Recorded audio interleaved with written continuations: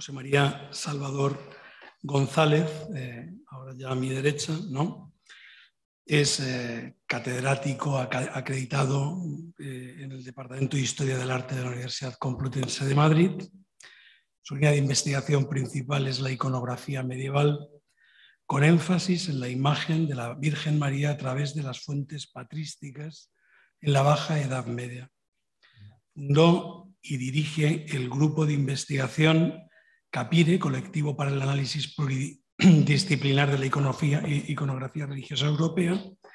Durante varios años ejerció en Venezuela cargos directivos en instituciones como el Museo de Arte Contemporáneo de Caracas o el Museo de Bellas Artes de la misma ciudad. Fue catedrático también en la Universidad Central de Venezuela y en la Complutense fundó las revistas Eikon, Imago y De Medio Evo, a Evo, dirigiendo en la actualidad esta última. En esta institución ha participado también en varios proyectos de investigación. Él es director, investigador principal de varios proyectos en curso, competitivos, ¿no? A nosotros hay que decir que nos ha apoyado mucho aquí en el grupo de investigación que tenemos sobre estos asuntos, porque estamos muy agradecidos. Tiene un montón de publicaciones que no voy a leer. Creo que hay una última, ¿no? Una monografía sobre, en cierto modo, el tema que vas a tratar. Así que...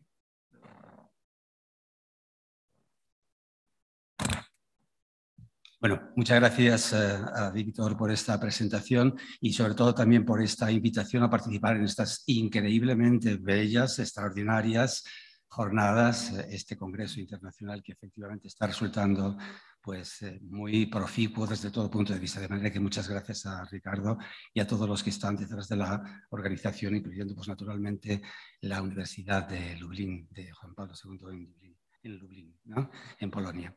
De verdad que en este sentido, pues agradezco muchísimo a todos los que han hecho posible esta presentación mía, que va a ser muy sencilla, muy breve y todo eso, ¿no?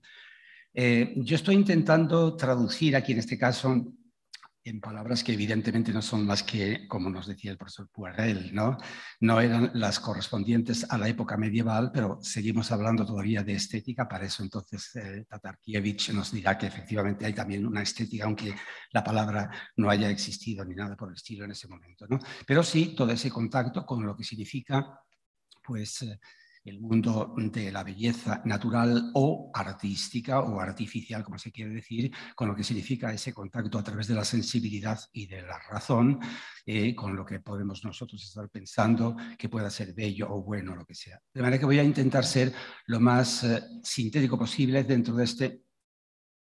perdón, vamos a hacer así.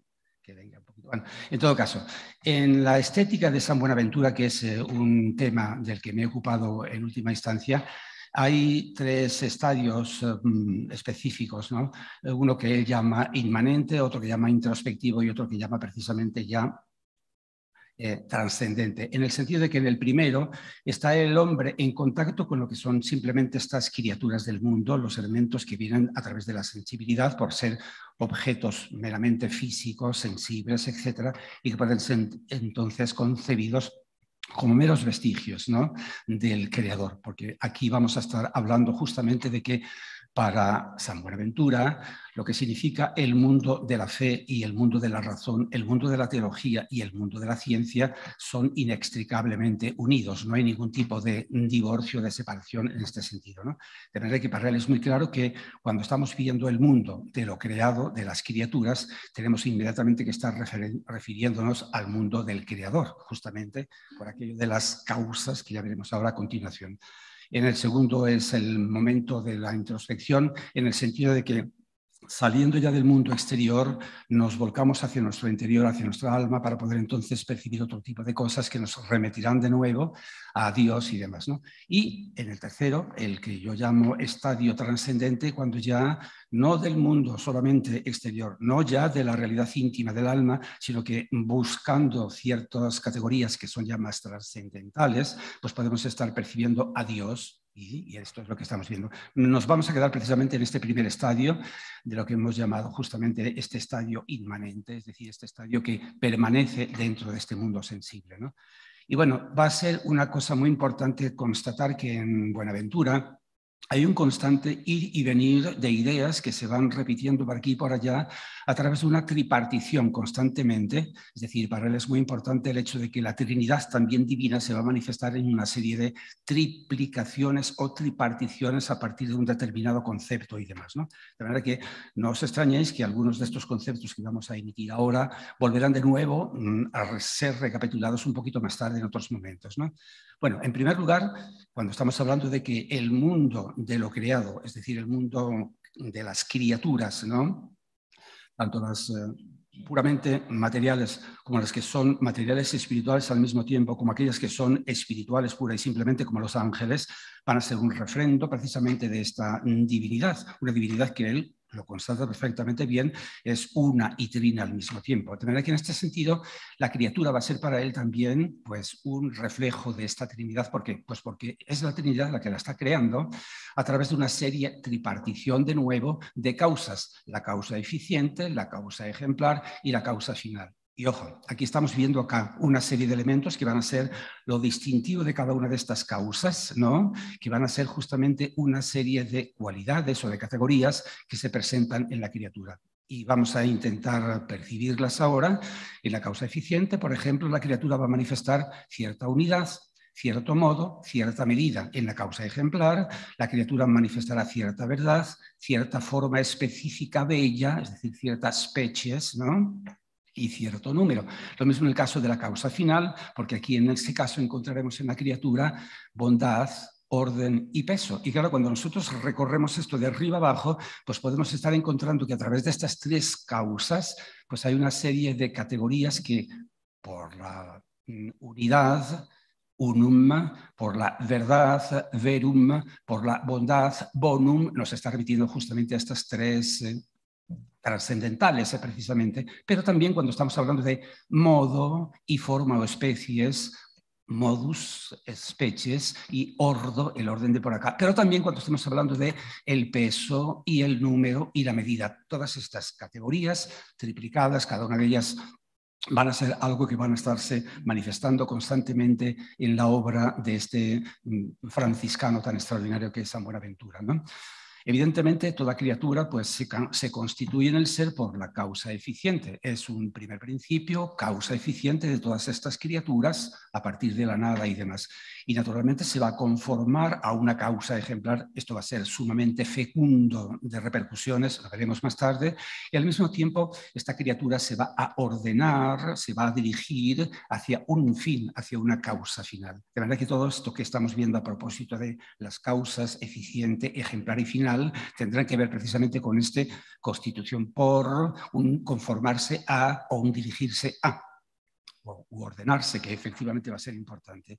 Y bueno, aquí en este caso, cuando estamos hablando de la criatura, repetimos de nuevo esos tres trascendentales precisamente por esta constitución a partir de estas tres causas, que son las causas del Dios uno y trino, de la Trinidad, pues toda criatura va a ser igualmente una, verdadera y buena, es decir, va a tener también esta participación en los tres trascendentales. Y después él se embate precisamente en una serie de categorías también que va poniendo por aquí y por allá, algunas de las cuales uno dice, ¿y por qué lo sacó? ¿No? Pero también dice, la criatura es también modificada y hermosa y ordenada y tiene medida y es discreta también y es ponderada, etc. Y por tanto, entonces, el peso es una inclinación ordenada. De verdad que un montón de cositas que parecen como salidas así de la nada, pero que en el discurso último, definitivo de este pensador franciscano, pues va teniendo evidentemente una significación importante, ¿no? Entonces, para él, al final, recapitulando todo esto que hemos dicho anteriormente, todas estas categorías o cualidades ontológicas, unidad, modo, medida, etcétera, etcétera, son vestigios del Creador, ¿no? Es precisamente algo que nos permite ver en ellas, con todas estas categorías o estas cualidades ontológicas, un resquicio, una sombra, un vestigio, simple y llanamente un reflejo, ¿no? Inclusive más tarde una imagen del Creador que está por detrás, ¿no? Así que desde ese punto de vista, si el Creador, que es también otro punto muy importante dentro de su trayectoria, dentro de su pensamiento, ¿no? Si el Creador está dando a cada una de las criaturas una forma específica de ella, unas especies, es porque él tiene por detrás una forma ideal, es decir, un ejemplar a través del cual simple y llanamente está dando existencia fáctica precisamente a estas criaturas, ¿no?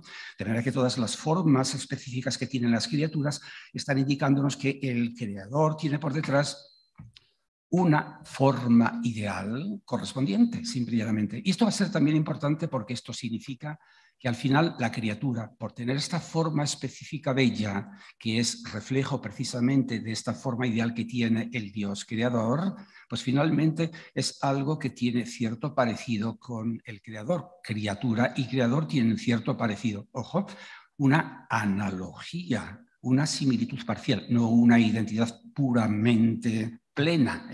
Esto es muy importante.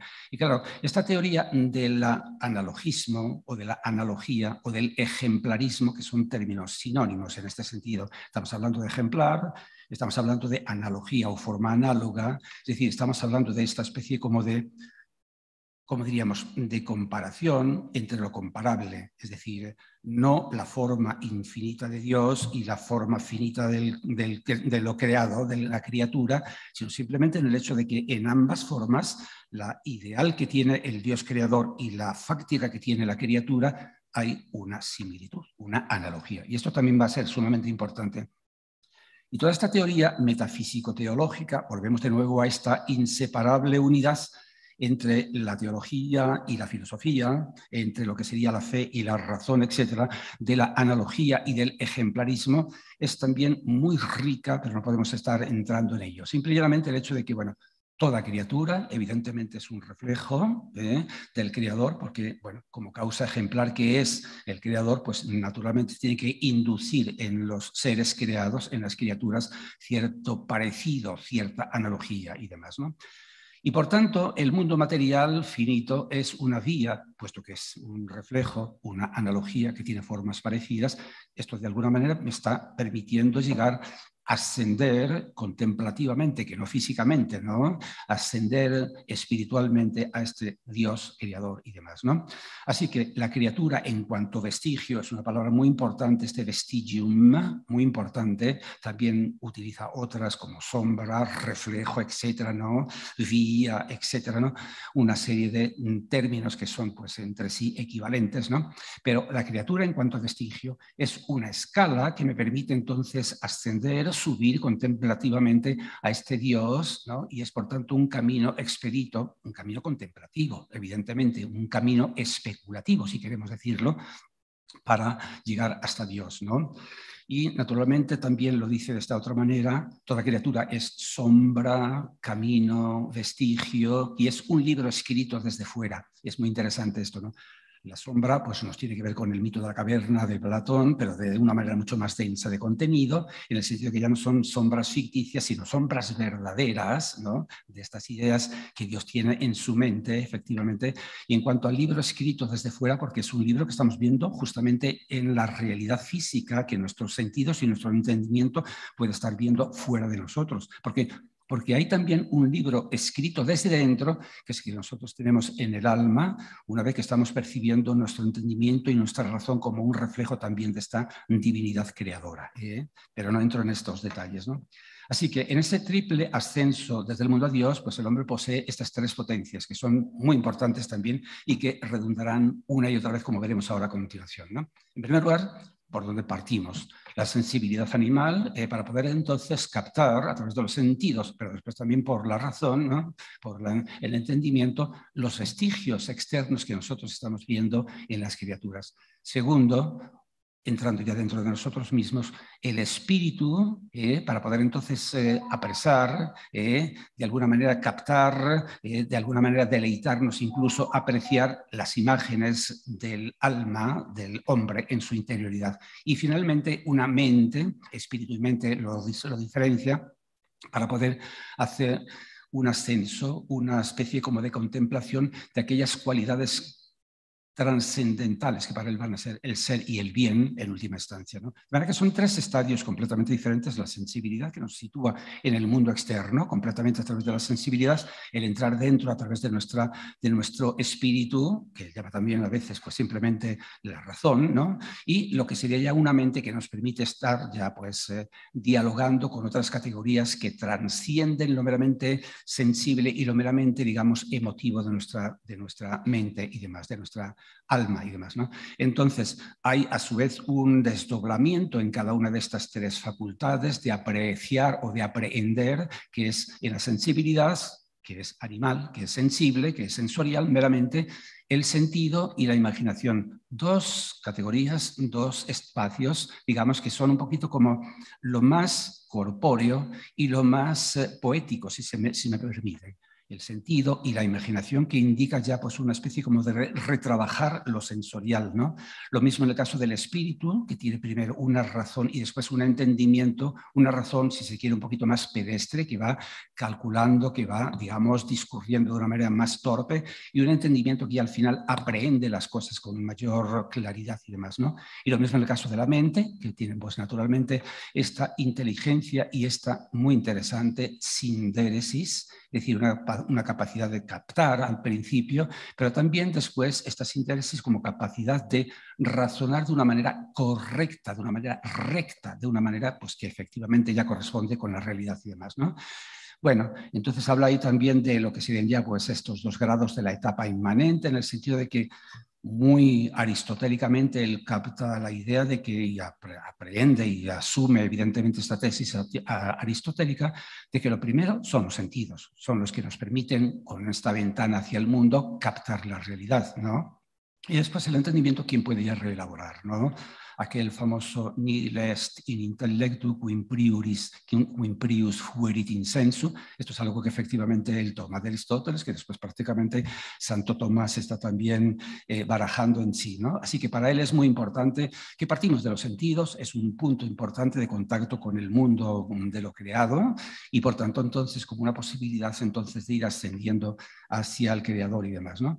Y claro, cuando estamos hablando de los sentidos, estamos hablando de los 5 sentidos, y esto va a ser interesante porque nos va a remitir en principio, y esto lo dejo ahí de ese tamaño, simplemente nos permiten ya captar de alguna manera el poder, la sabiduría y la bondad infinitas, absolutas, trascendentes, etcétera, de Dios. Y esto, de nuevo, aunque no se perciba, pero esto de poder, sabiduría y bondad nos remite a esas famosas 3 causas de que veíamos al principio, porque poder tiene que ver con la causa eficiente, sabiduría tiene que ver con la causa ejemplar, que sabiamente entonces imagina cuáles serán las formas que van a tener las criaturas. Y bondad tiene que ver con la causa final porque es hacia digamos, el punto final hacia el que se están atrayendo las criaturas, hacia su propio creador y demás, ¿no?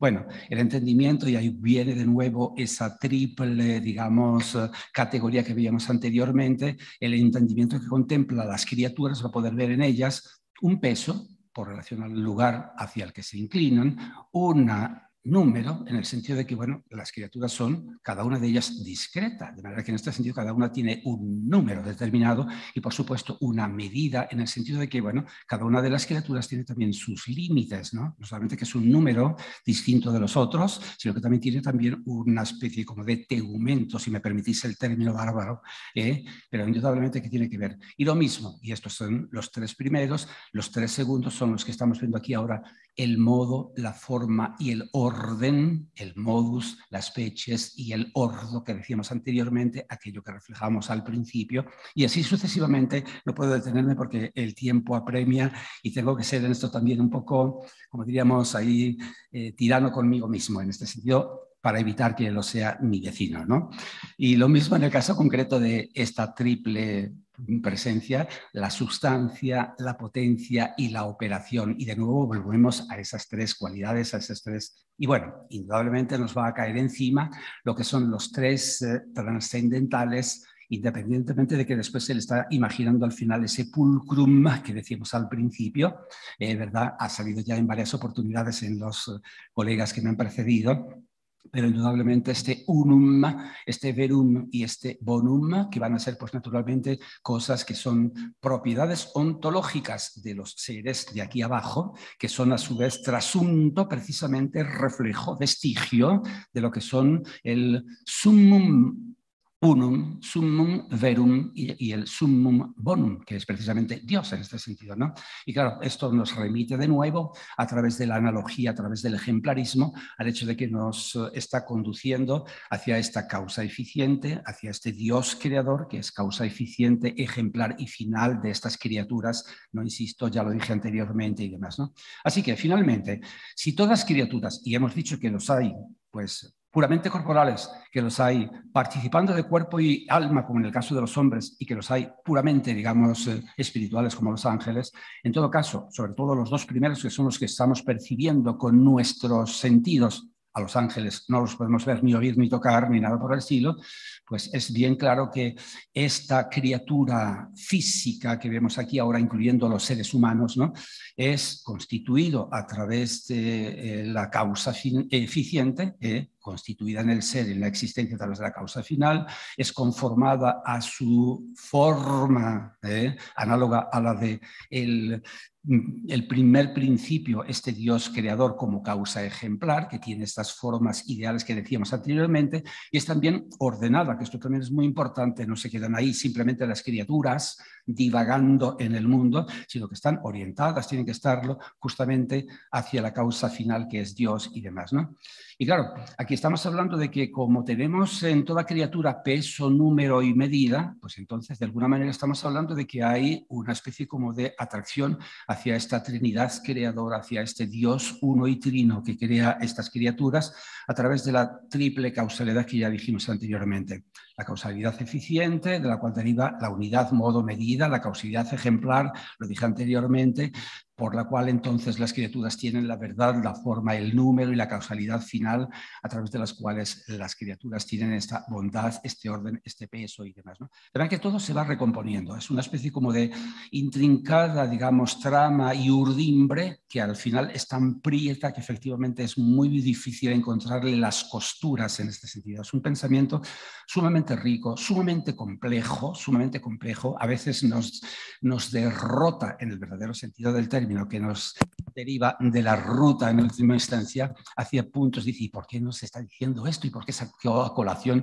este concepto, este principio y demás, ¿no? Bueno, en todo caso, es claro que el primer principio, Dios, causa eficiente, ejemplar y final, pues tiene todas estas categorías que hemos dicho anteriormente de la unidad, de la verdad, de la verdad en grado sumo. Por eso hemos dicho que es el summum verum, el summum bonum, etcétera, etcétera, ¿no? Y en este sentido, pues por esta participación que tienen las criaturas en estas categorías, en estas, digamos, trascendentales, pues de alguna manera también se orientan y de una manera análoga, por esta analogía, por este ejemplarismo, nos reconducen también hacia ese Dios que las creó y demás, ¿no? Y por eso, como cada criatura es vestigio, con esta cierta imagen y semejanza, esta famosa imago, y ahí, bueno, es otro término que también se presta a múltiples derivaciones y demás, ¿no? Pero vamos, que en última instancia está diciendo que es una especie como de imagen pictórica o, digamos, artística que el artista, el sumo artista que es Dios, está haciendo para poder entonces, digamos, representar, ¿no? Es decir, solamente que en este caso ya no es una imago, así como diríamos un poquito más ficticia, sino que es una realidad. Pero vamos, que en todo caso las criaturas se prestan como perfecto reflejo, como perfecta imagen de ese Dios creador y demás. Y bueno, sigue adelante con el hecho de que no solamente podemos estarlo viendo dentro de el mundo, sino también en el espejo de la cosa, ¿no?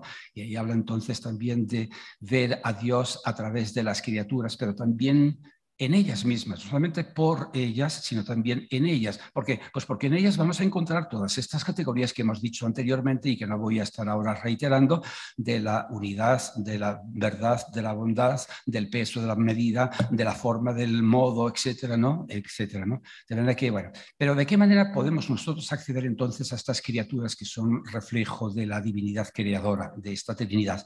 Pues a través de tres modos de conocimiento que son la aprehensión, el deleite, y esto es muy interesante, la delectatio, que nos decían anteriormente también, y el juicio. Y estas son tres maneras entonces de acercarse a estas criaturas y por tanto también al Creador, ¿no? A través de la aprehensión, lo que estamos haciendo simplemente es el uso, pero además a todo trapo, valga la expresión un poco popular, ¿no?, de los 5 sentidos, que son las primeras ventanas que tenemos hacia el mundo sensible, ¿no? Así que estamos aprehendiendo, estamos tomando en sí, no el objeto en cuanto tal, sino la imagen sensible, es decir, lo que estoy percibiendo con mi vista, o con mi oído, o con mi tacto, o con mi gusto, o con lo que sea. Yo estoy percibiendo entonces, aprendiendo de la realidad, no su facticidad, no su cuerpo, sino simplemente su imagen sensible, si me permitís este término, del gusto, de la vista, del oído o del sentido que la esté aprehendiendo, ¿no? Y claro, pues él se pone para decir, pero aquí estamos en un primer estadio todavía. ¿Qué pasa con estas ideas que con estas imágenes que hemos aprehendido a través de nuestros sentidos? Hombre, es algo que nos agrada, que nos deleita y por tanto entonces nos regocijamos en ellas, nos regodeamos en ellas, nos deleitamos. Es el segundo punto, cuando estas aprendidas cosas que hemos tomado de la realidad, pues ya nos deleitan. Y como cosa curiosa, fijaos bien cómo lo distribuye él, ¿no? La vista se deleita en la belleza de las cosas. Belleza, palabrota, ¿no? El olfato y el oído se deleitan a través de la suavidad, de las suavitas. ¿Y qué demonios es estas suavitas? Uf. Y el gusto y el tacto se deleitan a través de la salubridad de las cosas. ¿Y qué será esta salubritas? Ahí queda eso. Pero para Buenaventura es muy claro que tenemos 3 cositas por aquí, que es, bueno, la belleza, la suavidad y entonces tenemos que distribuirlo, como al final son 5 contra 3, pues tenemos que estarlo distribuyendo. Y muy inteligentemente, muy astutamente, pues pone olfato y oído con la suavidad, las suavitas. ¿Y qué será suavitas? Y el gusto y el tacto con la salubridad. Y uno se pregunta, ¿y lo salubre no tendrá que ver también, por ejemplo, con el olfato de repente o algo por el estilo? ¿No será también insalubre un oído estruendoso que me rompe el tímpano? A él no le constituye ningún problema. Ha distribuido todo su pensamiento en una serie de esquemas y bueno, pues al final, pues simple y llanamente todo le cuadra, aunque hoy día con otros, digamos, con otras categorías, con otros principios, pues a lo mejor podamos poner digamos, en cuestión algunos de esos planteamientos, ¿no? Pero es muy interesante cómo él va intentando organizarlo todo de una manera sistemática, muy escolásticamente, sí, y sobre todo a partir de esa tripartición o triplicación, que siempre es un reflejo de esta Trinidad que a él le va a servir como horizonte, como línea matriz, que efectivamente va a ser, como diríamos, el referente por antonomasia y demás, ¿no? Y el tercer punto, una vez que tenemos ya la aprehensión sensible y otra vez de digamos, la delectación de los sentidos, nos queda todavía el juicio. Pero es un juicio sobre lo sensible, que esto no es un juicio racional en cuanto tal, ¿no? Es lo que él llama la diudicatio, ¿no? En el sentido de que, bueno, el sentido, estamos hablando del sentido exterior, pues está juzgando simplemente estas cualidades fácticas, sensibles, tangibles que nosotros tenemos.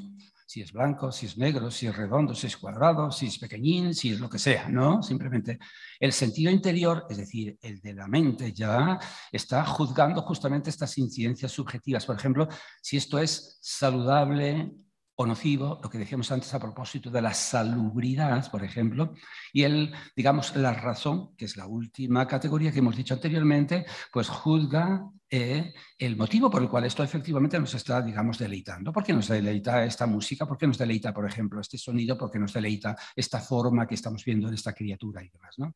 Bueno, pero en última instancia, a través de estos 3 requisitos, a través de estas 3, digamos, opciones cognoscitivas de la aprehensión, el deleite y el juicio, pues nosotros podemos estar llegando a digamos, esta contemplación de Dios, ¿no? Estamos partiendo de la dimensión o el estadio inmanente de la estética de Buenaventura, es decir, intentar apreciar, ir subiendo de a poquito a la contemplación de Dios, en este primer momento que es el del mundo físico y demás. Y está diciendo, pues hombre, la aprehensión nos hace ver que la especie aprendida es una semejanza del objeto que ha sido impresa en nuestro órgano. Simplemente estamos captando que lo que nosotros estamos percibiendo a través de nuestra vista, oído, tacto, lo que sea, es simplemente una imagen que estamos teniendo que es semejante a lo que se quedó ahí. Lo hemos visto, pero ahí se quedó el objeto, el animal o el ser que estamos viendo por delante, ¿no? Y el deleite lo mismo, ¿no? Nos permite revelar que, pues, naturalmente, la forma específica que nos gusta, que nos regodea de alguna manera, precisamente por ser bella, suave, saludable, etcétera, es un reflejo de esta salubridad, suavidad y belleza suma que es la de Dios y demás, ¿no? Y ya, pues entonces vamos a ir ya, estamos en tiempo. Bueno, pues simplemente estamos diciendo eso, que al final, pues eso, la participación digamos, del ser, de la criatura, es sumamente importante desde el punto de vista, por ejemplo, ya, y estas son categorías que hemos sacado a colación en las presentaciones anteriores, a través de estas proporciones matemáticas, por ejemplo. Para él va a ser sumamente importante la proporción matemática, y eso tiene que ver con el número que decíamos anteriormente y con el peso, etcétera, ¿no? Y bueno, ahí con eso, pues para él es muy importante que esa proporción matemática, esta armonía precisamente, ¿no? Es el principal, digamos, vestigio que tenemos de ese Dios creador, ¿no? Y claro, pues ahí lo aprendemos precisamente al comprender los elementos que lo integran y al deleitarnos en las proporciones que tienen, que son perfectamente armoniosas, etcétera, y al juzgarlas como algo que es necesario dentro de estas leyes universales, digamos, inobjetables que Dios puso en el momento de que como ser, como causa eficiente, ejemplar y final quiso para las criaturas de este mundo y demás, ¿no? Bueno, y finalmente es eso, ¿no? Como hemos dicho anteriormente, las criaturas son sombras, resonancias y pinturas. Es muy interesante esta palabra, pinturas, ¿no? Del primer principio omnipotente, sapientísimo, etcétera, etcétera. Son vestigios, simulacros en el sentido más positivo del término, no una ficción, sino realmente una imago de nuevo, ¿no? Es decir, simplemente una imitación en el verdadero sentido del término de Dios, etcétera, ¿no? Y claro, son ejemplares o copias, ¿no? Simple y llanamente no es el original es Dios, que es sumo, infinito, etcétera, etcétera, pero sí esta criatura que lo refleja perfectamente bien, es también un ejemplar, de alguna manera, una copia, un reflejo, una sombra, un simulacro, una pintura, un libro abierto desde fuera o desde dentro, cuando ya me meto en el segundo estadio de la estética, en el estadio introspectivo dentro del alma humana y demás, ¿no? Bueno, es una breve, brevísima exposición de algo muchísimo más complejo que este franciscano nos regala ahí hacia los años 1274, se murió él en ese momento, ¿no? Así que muchas gracias por vuestra atención.